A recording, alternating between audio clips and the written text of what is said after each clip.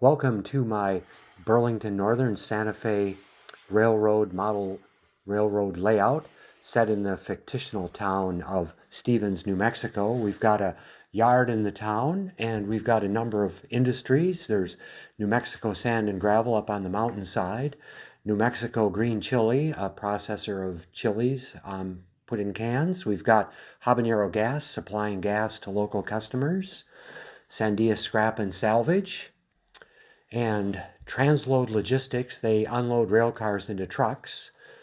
And our last industry to consider is our Team Track that handles flat car loads. So we are going to be switching all of those 6 industries in this video. We'll head over to the fueling stand and pick up a freshly refueled GP38, still painted for Santa Fe from the olden days, and pull that out from the fueling rack and head on into the yard to pull out the 6 cars that we'll be taking out to the industries. The 6 cars could obviously be arranged in order, as many as, well, there's probably a couple hundred permutations of what's possible. But before we leave the yard, we're going to go ahead and organize those cars in a fashion that we think will be beneficial as we switch out the industries. And so I'm backing into the yard here. We're going to pull out the white Union Pacific hopper car first. It's a covered hopper, and that's actually the first car that I'm going to work on our trip today once we get out into the industrial area. And it's going to involve a runaround move, a little bit more on that later. But I've pulled that off first to get it out of the way because I actually want to end up having that on the very tail end of our train. And you'll see why that may be important in just a few minutes. Of course, there's many different ways that one can go about switching all these industries, and none of them are purely right or wrong, but sometimes there's some efficiencies to gain in certain techniques. And it can be a matter of choice for the engineer and conductor. So, having set that car aside and gotten it out of the way, we'll head back into the yard again and pull out another couple of cars. I've got 3 industries that are all adjacent to each other out in our industrial area: the New Mexico Green Chili plant, the Habanero Gas plant, and Sandia Scrap and Salvage. And so I decided I want to have the 3 cars headed to that industry.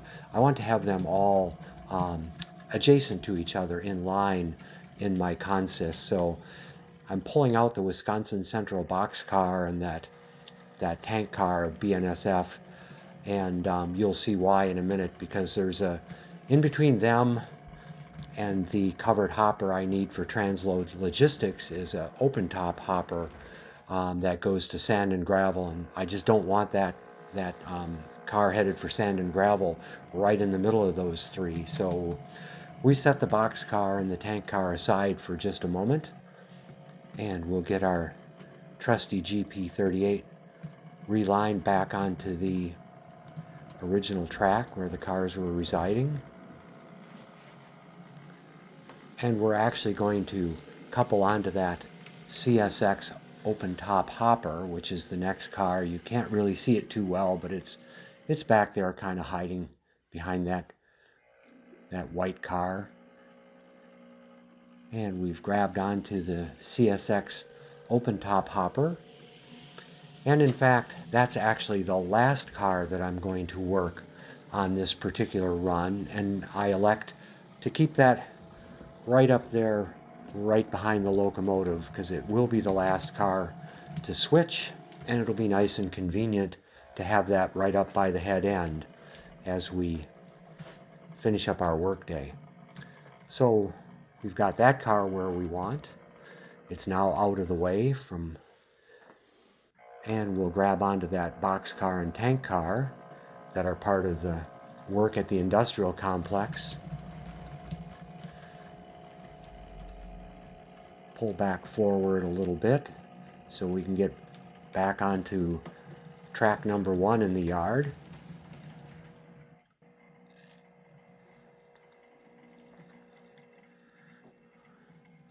And there's where we will find, waiting for us, a covered hopper and a bulkhead flat car that has a load of pipes that's headed for one of the oil drilling operations down by Carlsbad, New Mexico.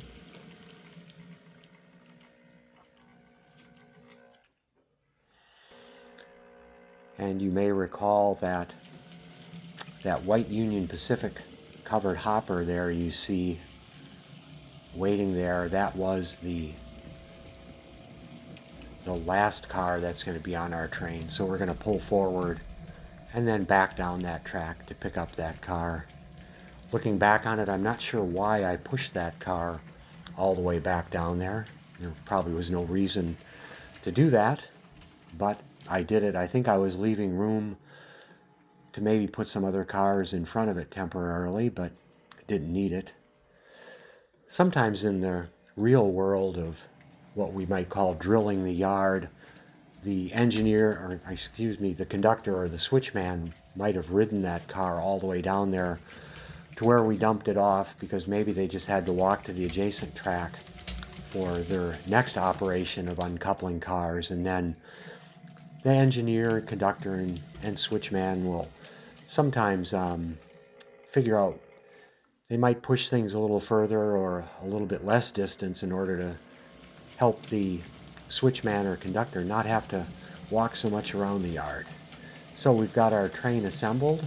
We've got the open top hopper for sand and gravel, a box car for New Mexico green chili, a tank car for habanero gas, a gondola for Sandia scrap and salvage, a nice load of pipes headed to the drilling fields, and that's going to the team track. And we've got our white Union Pacific hopper that's going to be heading to transload logistics. I think it's got a load of fracking sand in it that came from Toma, Wisconsin, and that's going to be dropped off at transload logistics so they can transfer it into a hopper truck for a trip down to the oil fields. And the train heads slightly out of town to the other side of town, and we'll make a trip in the tunnel through the mountain, and lo and behold, it emerges back out into the daylight and approaches the industrial area where we have 4 of the customers that we have to be working today. Here we have an industrial siding adjacent to the 2 mainline tracks, and it becomes what we might call a runaround track, where a locomotive can uncouple from its train, switch to that adjacent runaround track, and basically go backwards and get behind its train. What we're going to be doing here is typically called a facing point move, and it's different from a trailing point move where a locomotive would back cars or back into a siding to pull cars out. In this case, the train is facing in the direction of the industrial spur, and so it has to be handled a little bit differently. One option for a local freight that goes out and then comes back into town would be to switch such an industry on the way when traveling in the opposite direction, but we're going to do it the hard way for the purpose of this video and execute a facing point move. So we've pulled that Union Pacific covered hopper off the back of our train, and we move forward into the site of Transload Logistics Corporation, and we're coupling onto that brown colored BNSF covered hopper that is our outbound car, and we pull it out of the Transload Logistics site, backing up on that runaround track and switching back out onto the main line, clear of the switch. There we are, and now we can put that brown covered hopper that is outbound onto the back of the train, and all the rest of our moves are now trailing point moves, and so I'm going to put all of our outgoing cars onto the back of the train. So we'll go ahead and leave that BNSF hopper sitting there and back up behind the switch again and throw the switch to get off of the main line and onto the industrial siding. And we'll go ahead and push that Union Pacific covered hopper filled with fracking sand and get that pushed up there into Transload Logistics, where we'll leave it.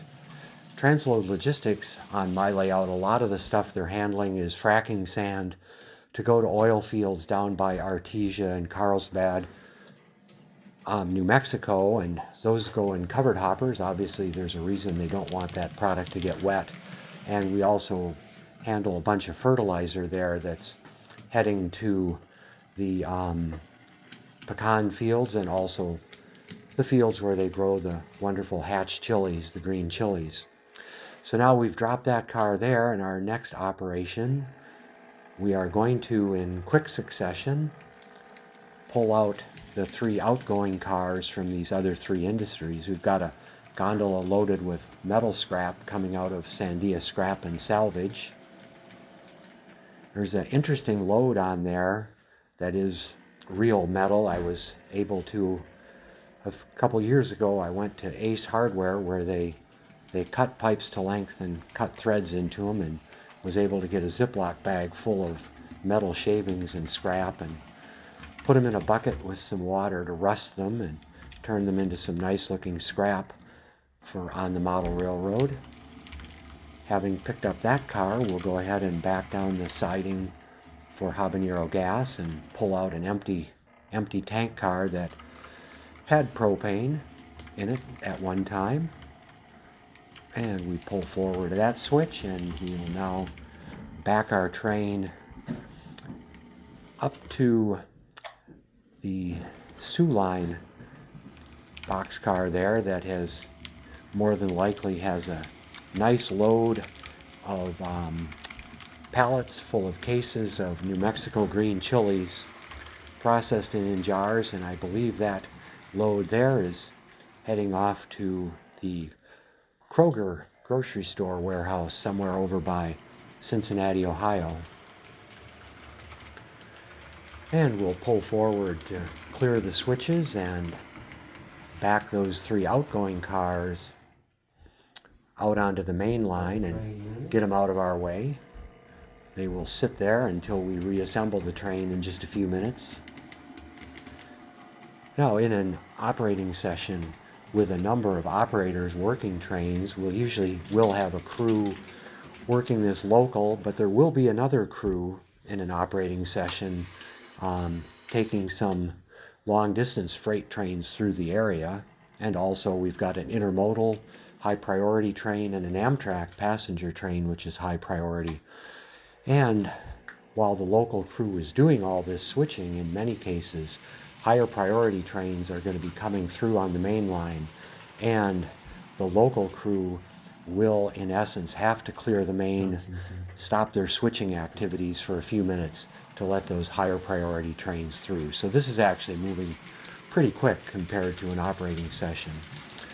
So now we've got those 3 cars that I did take out of the yard together, all as a clump, because of the way we're going to switch them. We've got the Wisconsin Central gondola with a load of some scrap heading into New Mexico Scrap and Salvage, and we'll drop that off,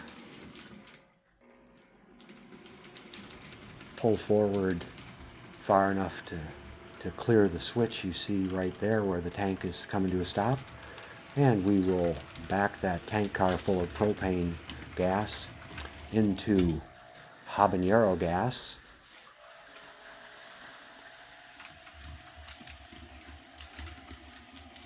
There we go. We'll decouple, again pulling forward of the switch there. And our last operation here is we're going to back that boxcar. It happens to be full of corrugated boxes that they need at the green chili packing plant, and we'll drop that off at the New Mexico green chili warehouse and head forward on our runaround track, get back out onto the main line where the rest of our train is patiently waiting. pull forward enough to clear the switches, and we're going to back up fairly slowly, but maybe just a little bit too fast. I think we're gonna hit those cars a little bit faster than we should have, but what's on that train so far was not sensitive. But once we get to the back end there's all those green chilies in glass jars in that Sioux Line car, so don't want to cause any damage to that. So now we've got those 4 industries in the industrial park all taken care of.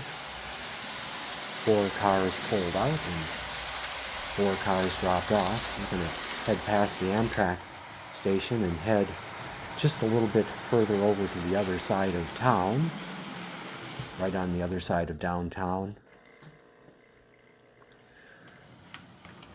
We've got a little bit of a yard, the intermodal yard, and the scenic railroad yard is off there to the left. And we're decoupling our bulkhead flat car there with a load of pipe that's headed to the Holly Frontier petroleum operation down there in Artesia, New Mexico. And we are going to back that car headed to the team track. We're going to back in and put it on an empty track there. There's an empty track right in the intermodal yard there, so we're going to drop that car there to get it out of the way and pull forward a little bit to clear the switch, and we're going to go back way down the team track and Why do you have a phone call? go grab onto the load that's sitting down there on a bulkhead flat car. It's a fabricated tank that is headed out of town. It was manufactured in Stevens, New Mexico, and it's heading off to, I think it was marked for Suncor refining in Denver, Colorado. Having pulled it out, we go back and couple onto that pipe load on its bulkhead flat car. Pull a little bit forward to get onto the right track, and we'll back that load of metal pipes way down onto the team track down there.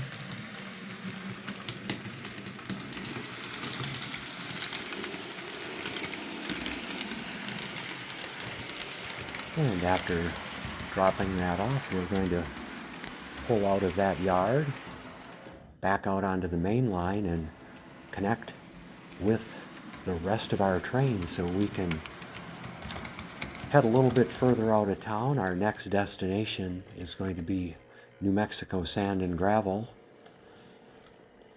I'll back up there. You get a good look at that brand new tank sitting on the bulkhead flat, and boink, we couple onto the rest of our train, and we're going to head out of town,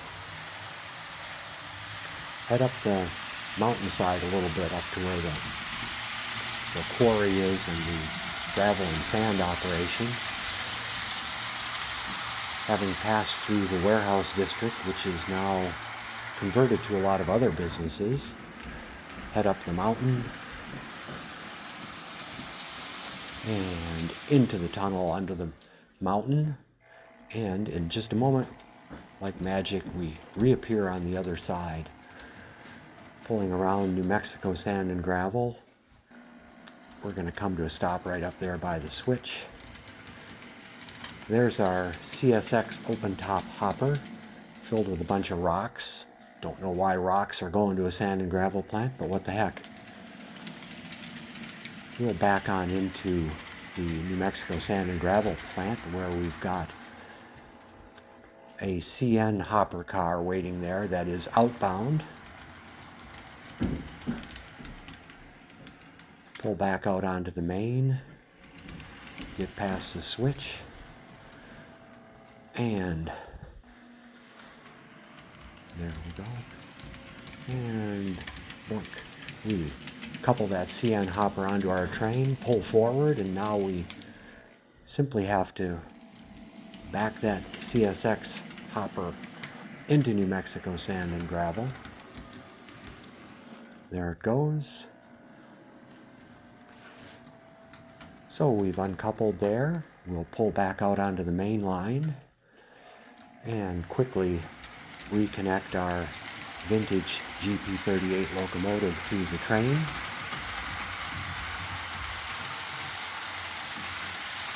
And we are complete. All of our work for this local switching operation, serving all of the industries in the industrial park and out on the mountain there at the sand and gravel plant. Work is all done for the day. Heading back in fairly quickly. I think the engineer is expecting a cold beverage at the local bar after he's done with his work. Maybe kind of in a rush. Our train pulls all the way forward of the switch that puts us back in the yard, and we'll be backing that train of 6 outbound cars onto track number 1 in the yard. We tend to use track number 1 for all the cars arriving in the yard that will have to ultimately be picked through and switched onto other tracks. With these 6 cars will be heading out of town on a through freight train in the coming day or so. And some of them are going to be heading east to La Junta, Colorado and on to Chicago. Some will be heading west to Albuquerque and on to Barstow, California and Los Angeles. We'll get those switched at another step onto the appropriate outbound tracks. And the engineer is uncoupled from the train and is backing into the service area, parking on the refueling track so they can go ahead and top off. And that is the end of our work for today.